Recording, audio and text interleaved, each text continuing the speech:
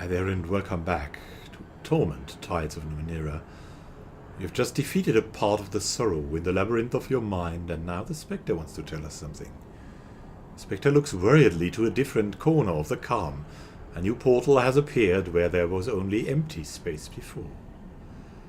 They're in here, says anxiously. Defeating that first fragment opened up the way, but there are a lot of them in there. I can feel them. They are feeding on your mind. It gives you a nervous smile. It's probably better to get rid of them, but I don't know if you can. You'll have to be strong. Stronger than you are now, I bet. Yeah, we've got some other questions. We have that strange amorphous ectoplasmic being here. How did that get into our mind? I couldn't say, he says, frowning. It was probably imprisoned for a reason, and not just because it shows up in minds uninvited. Be careful. What has changed? Shrugs, look around, it's your mind. Well, I'm ready to go. Farewell. We could go there, but we were just here. We should probably not yet go here, because we're pretty exhausted. We might want to return to our people. Sorrow shattered the mirror leading back to the dark fathom. Glass shards hiss when you touch them. I'm going. We could go back out. I can breathe again. Yeah, we're back. Great stuff. Hey friends, I hope you didn't worry. Come, enough dawdling. We have a world to see. They didn't even notice and we nearly died. All right. Well, let's learn something new, I guess. What could we do? Extra effort is pretty cool. Extra edge is also pretty cool. Intellectual edge is what we seek.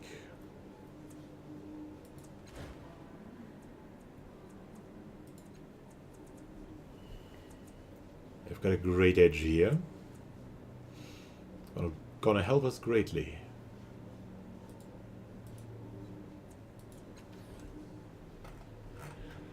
And now, we need to go back up. We need to tell now. We need to tell the sculptor. We need to speak to him, because we found out about the sorrow.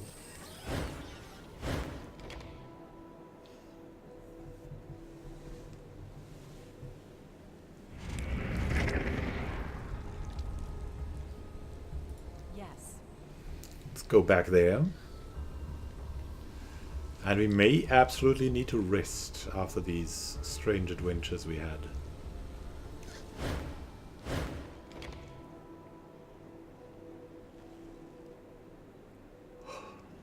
This tower with the many eyes, always watching.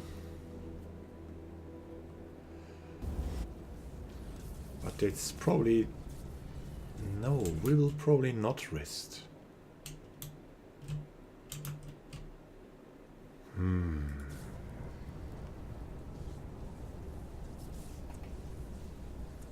I'm going. Let's go to Sophie, the sculptor. Why not? Tell him about the sorrow. And maybe then we can visit the woman in the fifth eye. But first, the sculptor.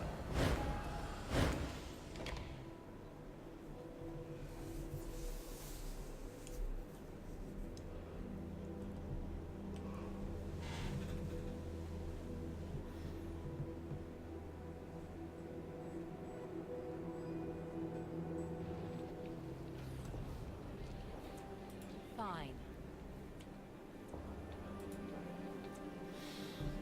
Hey, sculptor. Yes, now. We'll visit you. and tell I don't know you what this is, but I like it. about the victim. Sophie's red-rimmed eyes narrow as you approach. You've learned something of my subject. Why did he go willingly into his murderer's arms? Tell me, leave nothing out. Sky thought she knows something. I can see it on her face.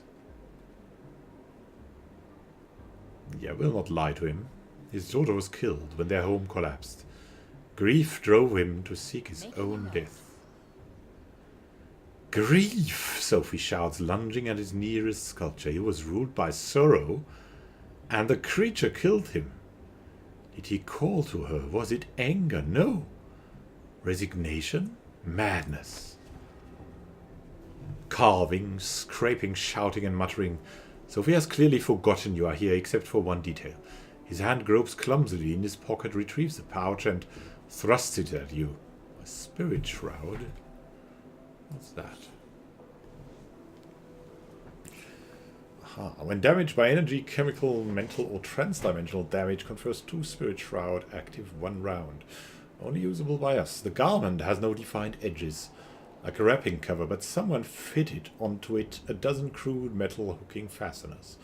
And probably draped over one's outer clothing, the fasteners provide a watertight overlap.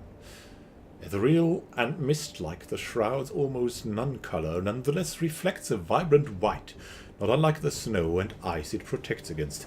It may well have been plundered from a grave, but the material seems new, spotless and utterly devoid of wrinkles. Why anyone would want to protect the dead from the cold is a valid question. It will find better use amongst the living. I wouldn't mind a thank you. A lowering of the tortured brow. What? Sophie glances over a stone shoulder at you. Oh, you're welcome. When will you be done? Clouds of stone dust billow into the silent air. Sophie doesn't appear to be ignoring you, but has instead forgotten that anyone who occupies the same world as his sculpture. Ask him again? No. We'll give him some time, I guess. And now, Trust and honesty are our bonds. let's go to the 5th eye, probably. That seems like an excellent idea. All right. And when we found the woman in the 5th eye, then we might be able to help loss of self.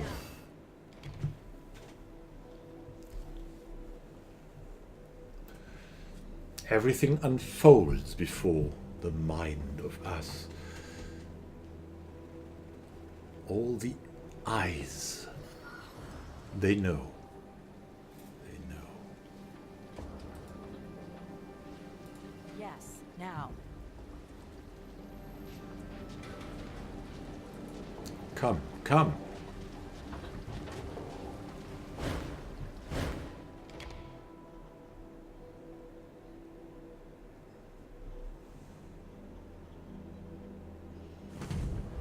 Everything glowing, the perfect bar.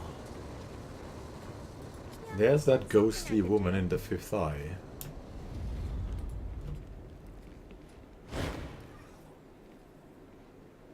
Ghostly woman remains exactly as you left her. Listen to the whispers. Unmade me only wanted peace. Your fault I live. Draw her attention. Again in a flash she's upon you, her fingers digging into your throat, but we'll try to escape again. We did it. Ha! You pry off her fingers and wrist out of her grasp, as before she loses interest at once and turns away. That's Syria. And Fine. maybe we'll have to look if we can help loss of self now.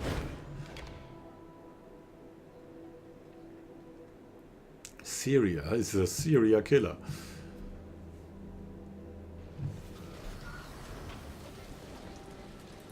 Alright, here I go.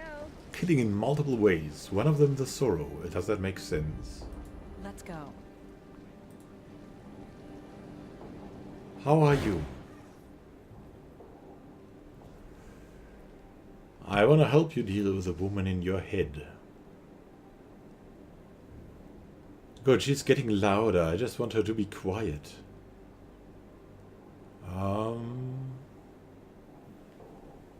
That's not good. I mean, that's really odd.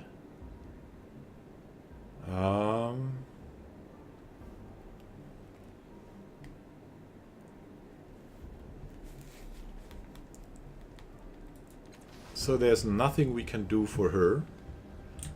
Now that we know this, that's a little bit, well, we'll have to look. But here, look at that. Fragments left behind the Sorrow's incursion have wormed their way deep into the labyrinth. Like plagues in my mind, they are stunting my potential. Retreat into the infested fathom. Or, servant of the tides, I've freed something from the mirrors in the buried crossroads. Now, it seems to be calling to me from inside my own mind. Discover Um's purpose.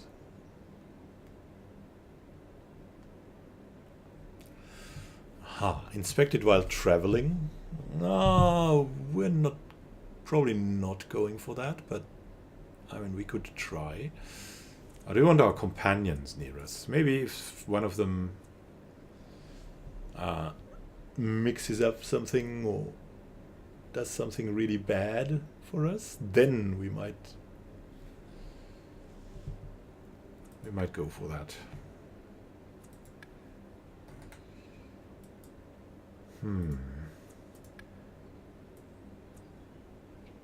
The ghost of the fifth eye. And the government square, but we couldn't find anything on her.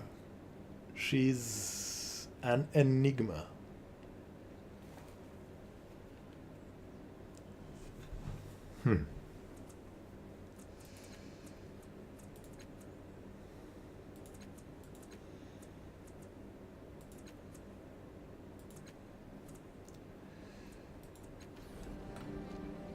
We should probably we should probably try for the infestation, right? And this in turn means we should rest somewhere. Yes. These guys are talking to them. About Numeneras? No. All right, Ren, you can do this. Okay.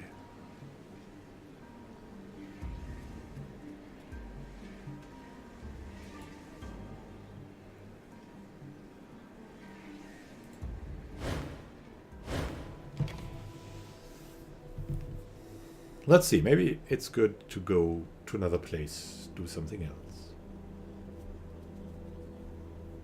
Maybe not to the fifth eye, because we're not really sure if we want these veterans to join the war again. I mean, it could be, would be, maybe be good, but...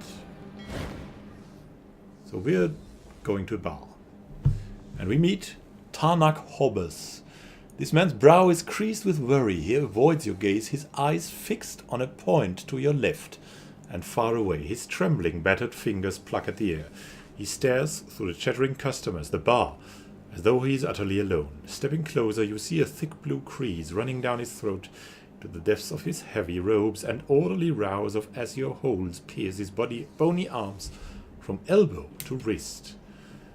Dischawed, he says as you approach. Scarred melody, too many voices. Hurts. His words stream out one by one in a subdued and continuous monotone, tumbling over each other as if in a blind rush to escape. We'll study him. He's interesting. He does not meet your eyes as you step closer to examine him. Instead, he winces as though your presence is somehow painful to him.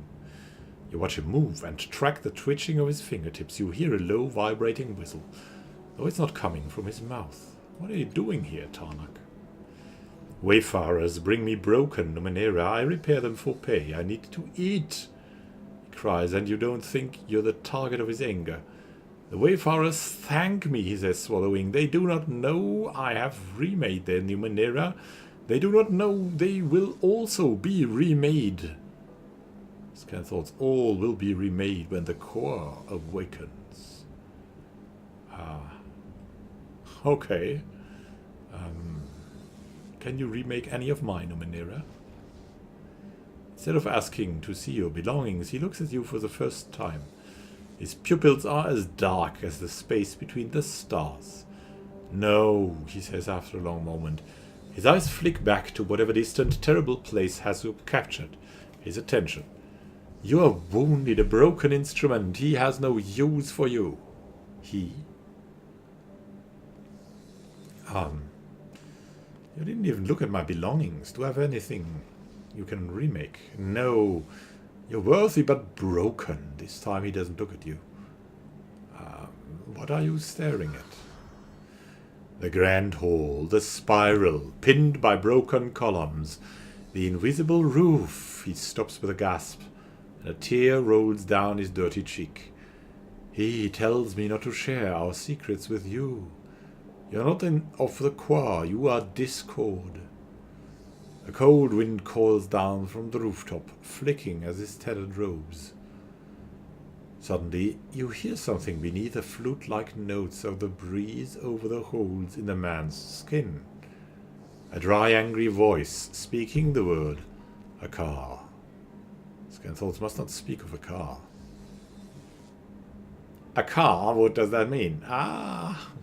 He'll transform into a monster then. No, we have to ask. A car, what does that mean? You may as well have slapped the man. White with shock he doubles over, clutching at his chest. Beneath the man's agony you sense otherworldly indignation and ageless despair. Deep as oceans, greater Ka was once the mightiest of cities, and it will rise once more when the core awakens. His gates meets yours. The conductor will reward your curiosity and allow me to tell you what I have seen. You need to ask only. I wish to know what you've seen. Before my becoming, I found a pit ringed by stone deep in the Arvrin wood. Broken pillars at the edges. I stepped inside, breathed the dusty air. He pauses, passing a shaking hand over his mouth. I was lost in the grand hall for days, decades. Pillars twisting like hallways, spiraling. The ringing of bells, whirling chandeliers. Listening to the sound of the lost core. I was an audience, becoming an instrument. Finally I slept. And I woke here upon the heights. He took my voice, the man says, his eyes dull and distant, but my blood sings. I am becoming. I dream, and I remake Numenera for wayfarers. So they will become and dream as well, and together we will go into the forest, to the ring where the grand hall once stood, and rebuild. Tanakorps falls silent, eyes wide and wet, as if dreaming of the city that lives in his mind. What do you think you're becoming? An instrument, he says, swaying a doorway. Before I remade Numenera, now I wake and find devices the conductor has made for me. He's generous. Look, he says, smiling and pulling aside his robes to bare his bony chest. Countless devices are embedded in his flesh, looping bloodlessly in and out of his ribs, linked by tubes or wire to an opalescent sphere at the base of his throat. He's mad.